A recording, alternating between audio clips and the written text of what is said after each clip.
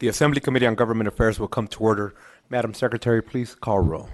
Assemblywoman Bilbray Axelrod, Assemblyman Brooks, Assemblyman Carrillo, Assemblyman Daly, Assemblyman Ellison, Assemblywoman Joyner, Assemblyman Kramer, Assemblyman Marchant, Assemblyman MacArthur, Assemblyman McCurdy, Assemblywoman Monroe Marino, Assemblywoman Neal, Assemblywoman Woodbury, Chairman Flores. Present. Madam Secretary, I know Assemblyman McCurdy II and Monroe Moreno are presenting, and they should be walking in at some point midway through. Please mark Assemblywoman Woodbury and Assemblyman Carrillo as excused, and then anybody else, as they arrive late, please mark them as present. We have 3 items in the agenda today, and I'm going to go ahead and take them in order. I don't believe that we had any requests to take them out of order, so we'll go ahead and take those in order. I want to remind everybody at this time to please silence your cell phones or any other electronic device you may have on your person. With that, first item on the agenda, Senate Bill 138, which authorizes the creation of local improvement district for a waterfront maintenance project. I'd like to open up the hearing on Senate Bill 138. If I could have, I think I see somebody in Las Vegas. Perfect. Whenever you're ready. And I imagine in Las Vegas you're here for Senate Bill 138. Is that correct? Perfect. Whenever you're ready. Welcome. Thank you, Mr. Chairman, members of the committee. My name is Robert Bilbray. I represent approximately 11 property owners on the Laughlin Lagoon and also the Laughlin Economic Development Corporation, an 8-year-old nonprofit that's been organized in Laughlin, a 501c3. First of all, let me express my appreciation to Senator Hardy and the committee for my opportunity to speak in support of SB 138 this morning. I would also like to express my appreciation to Commissioner Sisolak and to the Clark County Public Works Department and the Clark County Civil the District Attorney's Office. This bill is a tag bill to the SID authorization funding financing that was passed unanimously in both houses in the 2015 session. This bill relates to the maintenance of those improvements as was required by bond counsel for Clark County. Bond counsel has reviewed these and basically had the greatest degree of input on what they needed in order to secure the bonds for the permanent maintenance of the facility. I won't go into too much more detail. You have before you unanimous support from the Laughlin Advisory Town Board, also from the LEDC, and if the committee has any questions regarding the specifics of the bill, I'll be glad to answer. This has been something that's been in the works in Laughlin for at least 20 years. I think it's got the greatest potential of providing the most fabulous recreational facility on the river. I think it'll increase our tax base substantially and assist us in doing a diversification of the economy from the gaming sector to a retirement and recreational facilities sector. Thank you very much again, and if there's any questions, I'll be more than happy to answer. Thank you for being here. So in all sincerity, we thought Senator Hardy would be here, so I'm hoping he's making his way down here, at a minimum, to bless us with his presence. And I appreciate you being here on his behalf. Members, any questions for Senate Bill 138? Assemblyman Kramer, please. Thank you, Mr. Chair, and many of you may know this already, and I've been to Laughlin. I've seen the Big Bend area there, but I don't remember seeing the lagoon, and I don't know who owns the property there, and how is it laid out as to who the owners are and whether boats and that can actually get from Lagoon into the river? And that, well, here comes Dr. Hardy now, but that was my question, and I was going to try and make good use of the time, so I'll let it go. Assemblyman Kramer, if I could have you ask that question again. Senator, please welcome. Thank you. We just had a brief introduction from Las Vegas on the bill, but we haven't walked through the bill at all. But we do have a question from Assemblyman Kramer, please. My question was, I've been there, I've seen this, but I don't really recall, it was, 20 years ago, and I guess I'm wondering who the property owners are and how the access from this lagoon to the river goes, and who benefits, the property owners that benefit if this is the taxes collected, I'm sure it would be more. Dr. Hardy, could you? Joe Hardy for the record. You had the picture painted where we've got a lagoon that basically isn't accessible by boats anymore because of the need to dredge. And so you have a project, a development that was envisioned, planned, looked at, and they obviously couldn't recoup their investment, so they said, well, why are we trying to do this? So you have a place that looks beautiful, that's empty, and the economic benefit of that is not limited to, obviously, the tax base, because that would be improved, but it's also a jewel, a literal jewel, when you look at this place on the river that is just gorgeous in its appearance, but nonetheless is not accessible. So you have the economic benefit for private investors, obviously. We used to call that jobs. And then we have the marina that's the jobs. We have the restaurant that's the jobs. We have the boat storage that's the jobs. We have the boat docking that's the jobs. And then we have the development that will be built, and as I understand it, recently sold so that the investors are willing to actually build something. And you will have an economic development in southern Nevada that will be built for people to stay, live, visit, and would be a major economic boon for southern Nevada.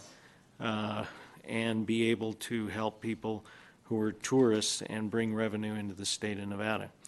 So there is a benefit for people, and I don't know, I probably have been told who owns it, but I don't recall actually who owns the property right now.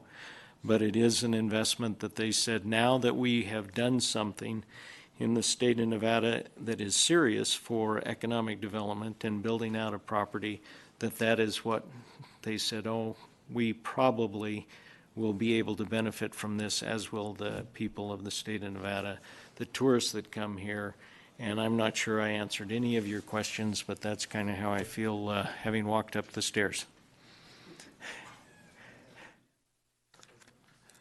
We have two people on the list. Assemblywoman Bilbrey Axelrod. Thank you, Mr. Chair. And I'm looking at the exhibit that was Exhibit C here, and it shows the private parcels, the possible transfer area. Is the possible transfer area an area that will be accessible by the public, or is everything going to be privately owned? And so therefore, to access the lagoon, unless you're accessing off the Colorado, you're crossing private land, so you'll in all likelihood be charged to enter the lagoon, or will there be some public access which would be either a free of charge to dock or to launch, or a small fee? Joe Hardy for the record. The Colorado River is a public river. You can't own the Colorado River. That's public. You do have land on both sides of the river that is held in private hands. So how they would access the river portion of that obviously is still the river. And I may be speaking out of turn because I'm not sure of all the contractual things that are involved with the boat dock. If a person can't dock at the boat dock, then their whole opportunity to use the marina and use the boat storage would be problematic. So the theory is this would be open to the public because you want to charge the public for the opportunity to use such a beautiful asset. So I don't see them trying to stifle access as much as to allow access, and that's the whole point of dredging. You want access to this place. And I would defer to Bob Bilbray, who looks like he's down there and probably would know more. And yes, I think there may be a relationship there, so you probably ought to be as hard on him as you can. Thank you, I plan to. Yeah, Mr. Bilbray, if you could actually, because I'm looking at the parcels here, and then the area over on the left side of the map says possible transfer area, and so I'm guessing perhaps that it looks like there's a road there, that might be some way that the public can access.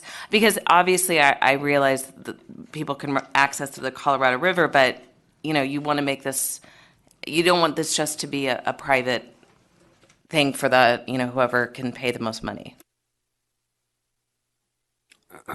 For the record, Robert Bilbray, through you, Mr. Chairman, to Assemblyman Axelrod. First of all, for public disclosure, I own approximately 15% of the 5,300 feet of private-owned property comprising 13 property owners. Those property owners will be paying 100% of the dredging and 100% of all the maintenance perpetually for the entire lagoon. With respect to the discussions that both the town manager and representative of Clark County's economic development, we have met with State Lands Administrator Charlie Donovan last week, and with the Director of Conservation and Natural Resources, Brad Kroll, last week, and opened up discussions for the potential of a county or state park facility within the lagoon. That would be located on the left side of the map you have in front of you, where it says potential transfer area, which butts up against both the unnamed wash and a wonderful and absolutely beautifully kept Big Bend State Park. That would be, hopefully, you know, we've had numerous discussions on whether this could be master planned and for a county park, or for an addition onto the Big Bend State Park. I think I can speak on behalf of the community that absolutely we would look forward to providing that 1,500 feet, and it's huge. And Assemblywoman, as of right now, it's being used by the public each and every day, and so I think, you know, I'm one of the few that have been in the community long enough to recall what that lagoon looked like 20 years ago. It was a wonderful recreational facility. There was no cattails in it. There was no sedimentation. There was probably 1,000, 2,000 jet skis every weekend in that lagoon. And hopefully someday it'll reach that type of commercial and recreational activity. But definitely we would look to using both the levee system for potentially walkouts, enhancing the environmental habitat. That's all been already commenced. The property owners have put up over $200,000 for the initial design for the improvement district. Did not wait for this bill. In addition to the 1,100 feet that's inside the Laughlin Bay Marina project, you'll see on the left side, that project was approximately a $41 million development done in 2007. You can see on the right side, there are custom homes. There's some of those homes their tax base, it's $7 to $10 million each. Since this bill passed the Senate, there's been activity like I haven't seen an interest in development and by the owners and lenders that I haven't seen in 20 years. I hope that answers your questions. If you have any others, I'll be glad to help. Assemblyman Ellison. Thank you, and I've never seen the lagoon, so does the lagoon, where does the water come from? Does it come off the river that go into the lagoon? Joe Hardy, for the record, yes. And if you look at the map, on the, you see this little dotted lines, the blue dotted line, and then the little white dotted line, and you see that the water is Colorado River water, and as Senator Sendelmeyer reminds me to say, that the state owns all the navigable rivers to that natural high water mark, and so that high water mark, obviously, water seeks its own level still, and so it goes right up to the area that we're interested in developing the land next to the state land. Okay, follow-up, sir? Please. One thing I was kind of shocked when I read in here and looked under number 6 on page 3, the municipality has no obligation to pay any cost to the waterfront maintenance project except for the assessment collected pursuant to this section. The assessment, how would that be assessed? Is that by homes and businesses, or is that by RV spaces, or how? Where's this money coming from? And I'm Other than the private sector. Joe Hardy, for the record, I'm going to defer that to Mr. Bilbray. For the record, Robert Bilbray, through the chairman, to Assemblyman Ellison, 100% of the cost for both the initial dredging, which we foresee to be somewhere in the area of 2.2 to 2.5 million, and the periodic cleanup, which we expect to be somewhere in the area of 300,000 to 500,000 every 5 to 6 years, will be paid 100% by the property owner, the private property owners, 13 comprising the 5,300 linear foot of the project. And just to explain a little farther, that beyond what Senator Hardy said, the lagoon cleans itself pretty much because of the hydraulic lifting of the levels of the releasing from the Davis Dam, and so it's hydraulically cleaned. You'll see the southerly line by the marina. That's the circulation. There's also pipes at the north end that are circulations, and obviously there's the in and out flow from the from the main entrance into the lagoon facility. I think that Laughlin's always been the model for this state for public-private partnerships. We've had over $350 million worth of public-private partnerships, mostly in flood control, water and sewer facilities. I've never seen a commitment by a small community that's done so much with Clark County. Thank you to Clark County over the last 20 or 30 years. But this is just another example of it. And it's definitely a facility that without the use of an SID, both the dredge that we obtained in the 2015 session and to maintain it, which we're asking for in SB 138, this could never happen. No one property owner would be possible to clean up or maintain just their small frontage piece. This is a model for the basis for a special improvement district, in my opinion. It looks like a good project. Thank you. Assemblyman Daley. Thank you, Mr. Chair. And we're just trying and listening to the testimony, make sure.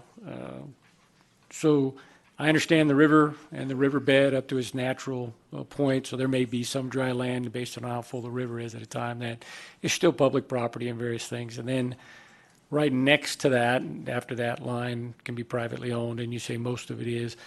So access is going to be coming from a further place up the river, or access through that private land, but through that developer allowing people or charging people to get down. Is that what we're talking about? Or people could still get access to the lagoon and the area from coming upstream and not pay a fee? Or how is that going to work?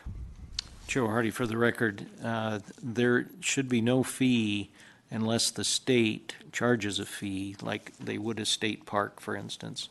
But the state owns the land, and as you point out too, that high water, natural high water mark. So the state would be in charge of that, and the state would give access to the public, whether that be free, which is what they do now, or charge a fee. But there is a state park down there, and there is, and it's gorgeous how, and don't tell anybody about it because it's so pretty, everybody will want to go there. So the genesis or the reason for this bill is under 271 NRS, which allows for a local government to do these improvements and various things. So the state doesn't really have the money or in their parks division to do this. So the developers or the people that own the land that want to improve the park, if you will, are wanting to create a special improvement district in conjunction with the city, county, or state, because you can, or city, county, or town under 271 to create that district to then pay for some of these improvements, which then benefits both sides, benefits the public to the deal, and also benefits the people in the special improvement district because there's more tourism and people coming. So that's why we need the bill in order to generate that money through the special assessment or special improvement district. Would you like to come down here and sit with me? Sure. Oh, I'm trying to make sure I understand. I have to ask these questions so that I can wrap my head around it and understand what it is we're trying to do. And if I may, Joe Hardy for the record, the improvements are already there.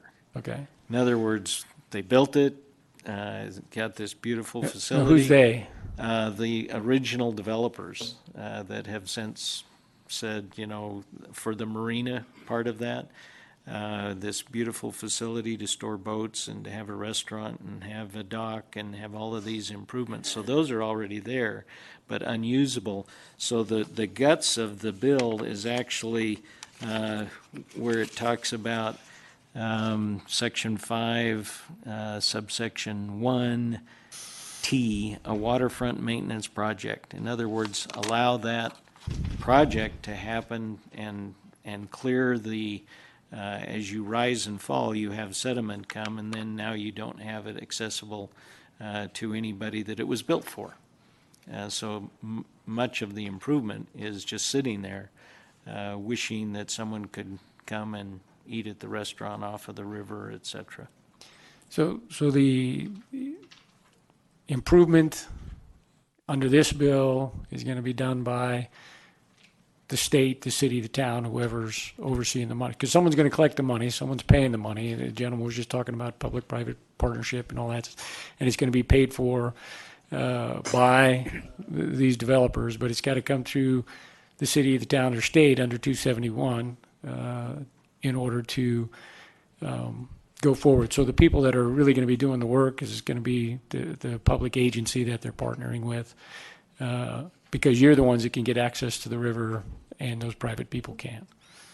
I will, Joe Hardy for the record, I'll defer to Mr. Bilbray how the mechanics of that work, but until we get permission to clear it out, nothing's going to happen by anybody. Understood, but you can get permission all day if you don't have any money to do anything, and that's where I'm trying to figure out where the relationship is and who's going to be in charge, who's doing the work. Are these straight up public works jobs done by municipalities in the state? Are they something else that a private developer is going to do with permission and everybody? Exactly what we're talking about, and maybe the gentleman can answer from down south. I'll defer to him. Thank you. For the record, Robert Bilbray, through the chairman to Assemblyman Daly. Assemblyman Daly, I think you get it. It's 100% paid for by the private property owners, both for the initial development, which will be contracted and has commenced as far as surveying and sonar work by the county public works department, and then will thereafter be maintained by Clark County Public Works, as they would maintain the landscaping along the Las Vegas Strip or street improvements or traffic signals. Very similar. That's exactly how it would be done. There's no but in this case, there's no contribution from the public sector for either the initial dredging or for any continual maintenance in perpetuity. Okay, so and I appreciate that answer, and I think I understand that's what you need a special district for, so that the county then has the dollars to do it, because they don't otherwise, unless there's this special improvement district in order to do this, and then the definition that you have in the bill. All right, thank you. Madam Vice Chair. Thank you. So I'm not really sure what to ask. I think I'll ask Mr. Bilbray down south. So in regards to the assessments that are going to be charged, is there like a contemplation that there's going to be any type of bonding that the city or the town may have to do in order to get this off the ground? For the record, Robert Bilbray, through Chairman 2, Assemblyman Neal. Assemblyman Neal, this be very similar in the analogy in the 2015 session when we got the improvement district to improve the dredging of the project. Is very similar to a street improvement. But in this case, there'll be no contribution of any other funds. The county would be administering funds that came from a bond sold by the county, which I expect to be in the area of 2.2 to 2.5 million for the initial dredging, and that will be paid for and secured by the land benefited from that improvement, namely the 13 property owners. No private funds would be used at all. Which then leads me to my next. No public funds would be used at all. I'm sorry. So what if the assessments come in below the level that you need to do the project that you want to do? Robert Bilbray, Assemblyman Neal, we hope the bids come in that way. And if that comes in, then there'll be less bonding requirement and less debt service for the property owners. So then my third question, all related, because the thing that I guess I'm trying to get an answer to, because I was reading in, it's in section 3, sub 4, where it says that interest may not be charged on an assessment or an installment paid when due. And so that made me ask the bonding question, because typically in this kind of scenario, if you do bonding, there is interest that is charged in that process, but this says interest may not be charged when an assessment or installment paid. And so I'm confused by that latter part of that sentence. It's on line 19 and 20. And so I'm just trying to get an idea of how this bonding would work. Because technically, if it's owned by the state or owned by a public entity, you are not, as a private owner, getting ready to bond without some kind of assistance or action by the municipality. And so that's why I'm trying to understand, and you need to help me understand. Robert Bilbray, Mr. Chairman, through you to Assemblyman Neal. Assemblyman Neal, it would be, to give you an analogy that's readily available, would be very similar to the curbs, gutters, and sidewalks benefiting a property owner on a street. This is done by linear footage. There's 5,300 linear feet.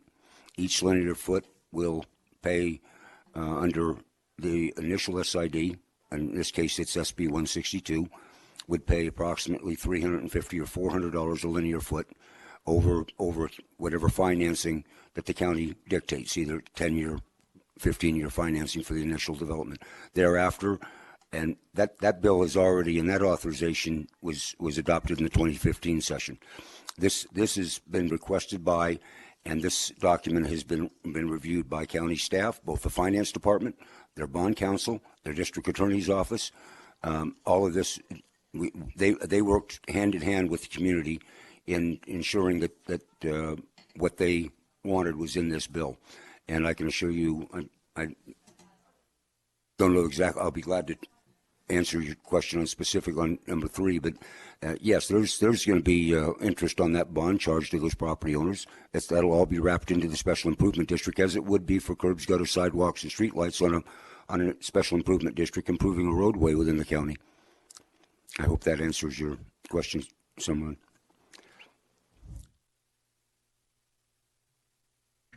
Members, any additional questions? Oh, I'm sorry, Senator, please. Thank you, Mr. Chair. Joe Hardy for the record. On page 3, section 3, subsection 4, the way I interpret that, and I think your committee counsel can help me understand it as well as Assemblywoman, that when I read that, the interest may not be charged on an assessment or installment paid when due. So if I pay, it's kind of like a credit card. If I charge something, and I'm asking, I guess, the question of your counsel, if I pay off my credit card every month, then I don't pay interest on it. So if the payment's due and I pay it, then there's no interest. But if I don't pay it, then there's interest. And I guess that's my question mark for your folks. This is Jim Penrose with the Legal Division. That's the way I read it as well. If the assessment is paid timely, there would be no interest due on it. Thank you. Madam Vice Chair. I'm gonna leave it alone. All right. Members, any additional questions? Sounds good. Thank you, Senator. If I could have you sit back for a bit, and then we'll take those wishing to speak in support, opposition, and neutral. At this time, anyone wishing to speak in support of Senate Bill 138, if you could please come up either in Las Vegas or Carson City. Seeing none, those wishing to speak in opposition of Senate Bill 138, if you could please come up Carson City or Las Vegas. Seeing none, those wishing to speak in the neutral position, Carson City or Las Vegas, please come up.